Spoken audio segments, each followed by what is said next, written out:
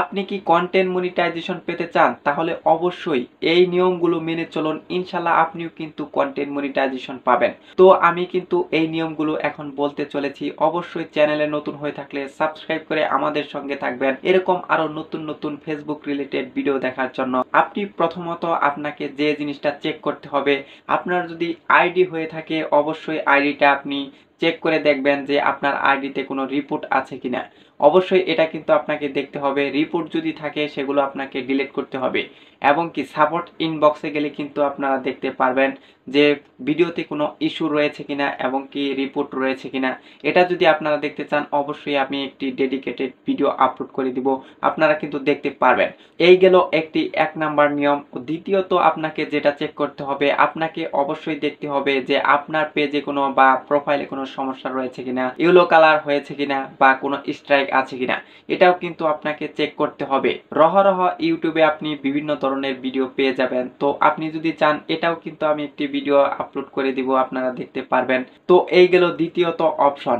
আপনি কি পেজ চালাচ্ছেন নাকি প্রোফাইল চালাচ্ছেন? যদি আপনি পেজ চালিয়ে থাকেন, সেই পেজে যদি কোনো রিপোর্ট না থাকে এবং কি কোনো ধরনের সমস্যা না থাকে, আপনার কিন্তু পেজের মাদার আইডিটা এটাও কিন্তু আপনাকে চেক করতে হবে যে সেখানে কোনো রিপোর্ট রয়েছে কিনা এবং কি সাপোর্ট ইনবক্সে কোনো ধরনের সমস্যা রয়েছে কিনা, এগুলো আপনাকে চেক করতে হবে। তো দ্বিতীয়ত আপনাকে যেটা ফলো করতে হবে, আপনি ট্রেন্ডিং ভিডিও আপলোড করবেন। ট্রেন্ডিং ভিডিও আপলোড করলে দেখা যাবে যে সেই ভিডিওটা কিন্তু ভিউজ হবে এবং কি সেই ভিডিওতে ভিউজ আসার কারণে কিন্তু আপনার ভিডিওটা ভালো পরিমাণে পারফরমেন্স করবে এবং কি পারফরমেন্স করলে কিন্তু আপনার ভিডিও ভাইরাল হওয়ার মাধ্যমে কিন্তু আপনি কন্টেন্ট মনিটাইজেশনটা পাবেন। আর এবং কি আরো কিছু কারণ রয়েছে, সেটা হলো আপনি যে ভিডিওগুলো আপলোড করতেছেন ভিডিওর পাশাপাশি আপনি ফটো আপলোড করুন, টেক্সট দিন এবং কি স্টোরি আপলোড করুন। মানে ফেসবুকে যত ধরনের কার্যক্রম রয়েছে সকল ধরনের কার্যক্রম নিয়েই আপনি কাজ করুন। ইনশাল্লাহ দেখবেন যে আপনি যখন সব ফরম্যাটে কাজ করবেন তখন কিন্তু ফেসবুক আপনাকে ধরে নেবে যে এটা একজন অ্যাক্টিভ ক্রিয়েটর। অবশ্যই আপনাকে দ্রুত সময়ে কিন্তু কন্টেন্ট মনিটাইজেশন দেওয়ার চেষ্টা করবে ফেসবুক এবং কি দিয়েই দিবে আপনাকে। কারণ হচ্ছে ফেসবুক চায় আপনার পারফরমেন্স, আপনি কতটা ফেসবুকে সময় দিচ্ছেন, কতটা যত্ন সহকারে আপনি ভিডিও তৈরি করতেছেন এবং কি টেক্সট করতেছেন।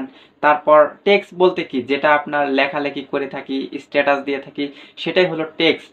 এবং কি ফটো আপলোড করতেছেন এবং কি মাঝে মাঝে আপনি লাইভ করলেন। দেখুন এগুলো ফেসবুকের কিন্তু সকল কার্যক্রম। এগুলো যখন আপনি নিয়মিত করবেন তখন কিন্তু ফেসবুক বুঝে যাবে যে এটা একজন অ্যাক্টিভ বা ফেসবুকে সব সময় তারা কাজ করতেছে বা আপনি কাজ করতেছেন, তখনই কিন্তু আপনাকে কন্টেন্ট মনিটাইজেশনটা দেবে। অবশ্যই আপনাকে নিয়মিত কাজ করতে হবে, আপনি কোনো গ্যাপ দিতে পারবেন না। গ্যাপ দিলে কিন্তু হবে না। আমি কিন্তু একটা কথা বারবার বলে থাকি যে ফেসবুকে যদি আপনি একদিন গ্যাপ দেন তাহলে কিন্তু দেখতে পারবেন যে আপনি 5 দিন পিছিয়ে যাবেন বা 10 দিন পিছিয়ে যাবেন। আপনাকে গ্যাপ দেওয়া যাবে না, আপনি রেগুলার কাজ করুন। ইনশাল্লাহ আপনি কিন্তু এই কন্টেন্ট মনিটাইজেশনটা আগস্ট মাসের আগেই পেয়ে যাবেন।